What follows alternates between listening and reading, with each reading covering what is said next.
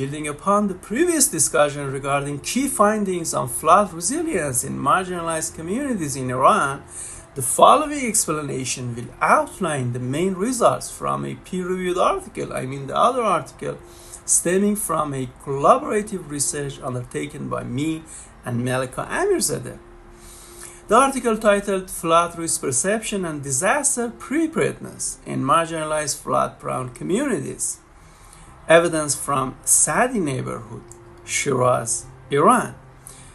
That was published in the Journal of Local Environment by Taylor and Francis, Group Routledge publication in January 2024.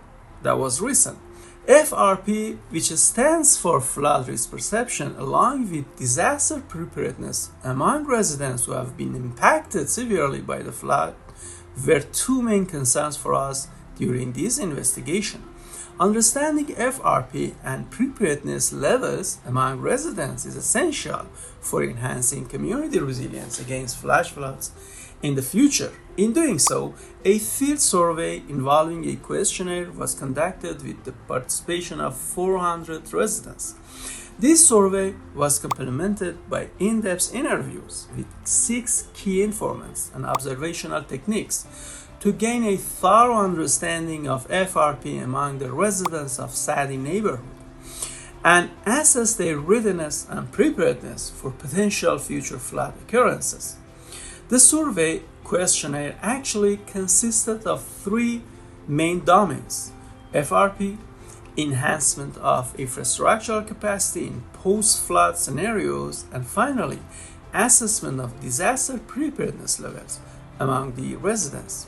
Additionally, participatory observations were carried out in community with the involvement of informants and community leaders who were actively engaged during the flood incident. The results indicate that a significant percentage of impacted inhabitants, 87.5%, demonstrated an increased level of FRP in the aftermath of previous flood event, resulting in negative consequences. However, survey participants indicate that over 3/5 of the infrastructures in the neighborhood was perceived to have remained unchanged. This is significant and important. Furthermore, the community, as expressed by respondents, continues to experience lacks in early flood warning systems and flood resilience training programs. These findings is significant as it highlights the deprivation of marginalized communities like Saadi Neighbourhood in the process of improving infrastructural resilience and accessing resilience-enhancing technologies and tools following the catastrophic flood events. The infrastructures include early flood warning systems, flood resilience training courses, as mentioned before, adequate water courses, green space development, open space development, drainage canal maintenance, you name it. So, while the level of FRP was notably high, the extent of community preparedness for future floods was unexpectedly low, attributed to inadequate resilience infrastructures and essential trainings programs for residents. Finally, several recommendations were put forth in the article that are crucial for resilience planners and residents alike. Number 1, complementary training programs ought to be formulated and executed to enhance residents' resiliency.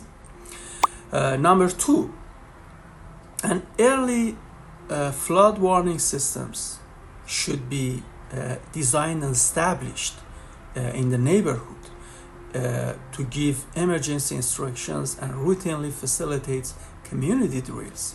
Number 3, enhancing the involvement of NGOs in disaster management is crucial.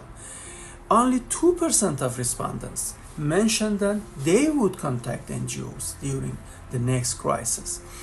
Moreover, NGOs that are active in terms of social affairs in Shiraz city should focus more on marginalized communities, particularly those such as Saadi Neighbourhood are severely affected by floods. Number 4, The findings indicate that the majority of residents rely on their families, friends, and their social networks for help during emergencies rather than governmental entities. This observation is interesting because it shows that people have the lowest trust in government in the crisis time. Thank you for joining me in this video presentation. I will provide further explanations on my research articles in the near future. Until then, stay well.